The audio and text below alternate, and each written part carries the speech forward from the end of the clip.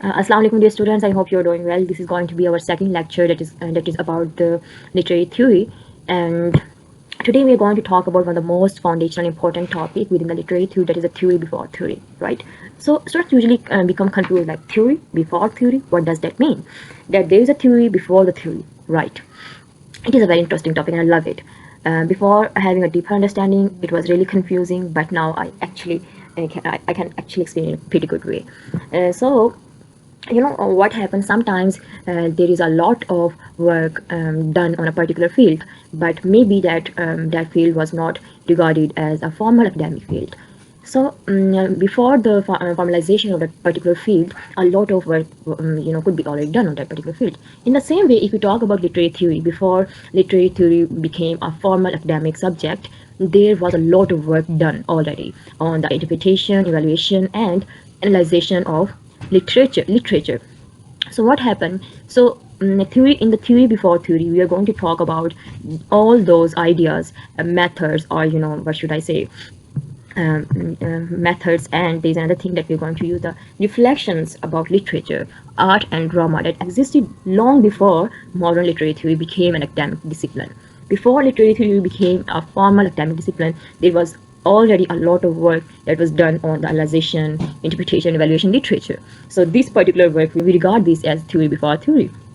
So, for example, you often talk about the main philosophers and critics like Plato, Aristotle, but have you ever focused that we have never studied them in detail in our literary theory subject? Why? Because these ideas, that those philosophers have done their work on literature before the formalization of the modern literary theory subject. So that's why we usually study all these philosophers and their works within that particular main topic, that is theory before theory, right?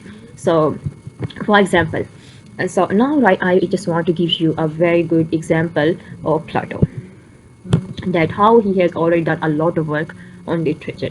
Maybe you are familiar with the theory of mimesis of Plato, in which he says that art is the copy of the copy of the word of forms. So according to him, art is something that is not based on some real subject or ideas. It is beyond the reality, and it has the power to corrupt the moral well-being or the moral soul of a human being. That's why he was against the poetry. So what happened, we have seen one thing very clearly, that as we know that poetry is the genre of literature and Plato was against it. And why he was against that particular genre? On the basis of his ideas and reflections. So in theory before theory, we always talk about the ideas and reflections about literature, right? Art and drama, right? And that was actually existed long before the modern literary theory became a modern academic discipline. I hope so you understand the concept of theory before theory.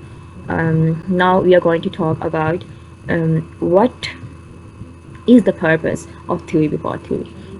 What this theory before theory concept or your topic is going to help us to analyze what makes literature meaningful or effective, to understand how art represents reality and affects the human soul. Right now, when I talked about the word the theory of mimesis of Plato, I talked about the negative impact of poetry on the human soul.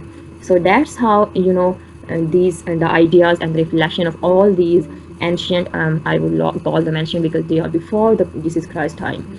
Then we'll study the Plato time period. Aristotle time period is going to be in before BC, right? So that's why when we're going to talk about these the reflection and the ideas of all these philosophers, it is going to be very beneficial for us to analyze, evaluate the literature in a quite deeper way. So in short, we can say that the study of ideas about literature, art, and drama, it existed before the formal development of modern literary theory, as seen in the works of Plato, Aristotle, and other classical thinkers. Inshallah, in the upcoming lecture, we are going to talk about Plato, Aristotle, and their ideas and philosophies in a quite deeper way. Thank you so much, and I love this.